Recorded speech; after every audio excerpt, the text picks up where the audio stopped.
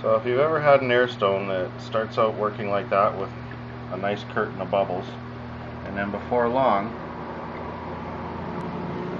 there's just big bubbles coming out the ends, it's hard to get those rubber seals back on, and the Airstone itself becomes plugged over time. I'll show you a quick way to fix that up, get them working like new again. So I take the Airstones that have become plugged up, and I take them apart, take out the plastic end pieces and the rubber,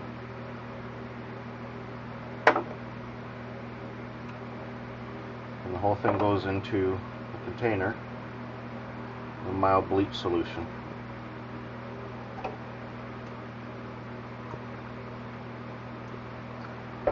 Let that soak for a few hours, and when it's thoroughly rinsed and dried, I'm going to put a little silicone bead right around the edge here and put it all back together.